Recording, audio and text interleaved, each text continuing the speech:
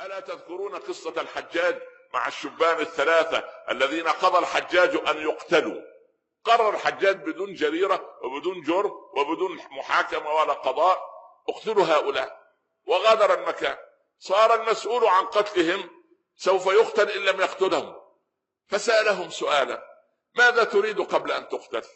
قال أولهم: أنا أريد أن أصلي لله ركعتين. صلي. وقال الثاني: والله أنا أريد أن أرى أمي كي أسترضيها قبل أن أموت.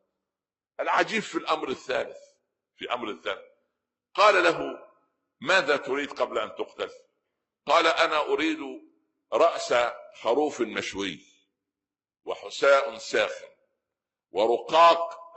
يطلب يعني شيء من فندق 7 نجوم. سبحان الله. أحد العلماء جالس فيرى هذه الطلبات العجيبة لإنسان سوف يقتل بعد لحظات، فتعجب الرجل وقال: يا بني، أفي هذا الوقت تطلب هذا؟ إذا بالغلام يمسك تبنة قشة صغيرة بين سبابته وإبهامه. قال: يا عماه، لو فتحت أو أبعدت سبابتي عن إبهامي ماذا يحدث لهذه القشة؟ قال: تسقط على الأرض. قال: بعد كم؟ قال: بعد لحظات. قال: إذا فتحت إصبعي هكذا وقبل أن تصل القشة إلى الأرض لله فيها 100,000 فرج وفرج. قال: أرني. يعني يرى اليقين وصل في هذا الإنسان إلى متى.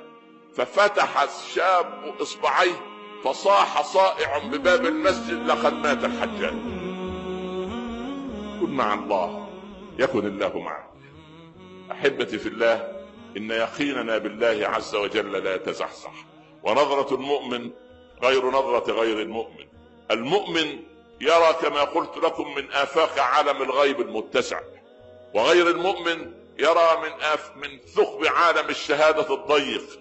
إننا كمؤمنين نرى أن لهذا الكون ربا، وإذا أطعناه طوع الله لنا المخلوقات كلها، وأن العباد إنما قلوبهم ونواصيهم وأمورهم وصغيرهم وكبيرهم إنما هي بيد الله، يقلبها كيف يشاء، يرضي هذا ويسخط هذا سبحانه وتعالى. فمن أرضى الله بسخط الناس رضي عنه الله وأرضى له الناس، ومن أسخط الله برضا الناس سخط عليه الله وأسخط عليه الناس. انظر ماذا يحبه الله فافعله، وانظر ماذا يبغضه رب العباد فلا تقترب منه. عندئذ بفضل الله تكون قد خطوت خطوة نحو الطريق الصحيح.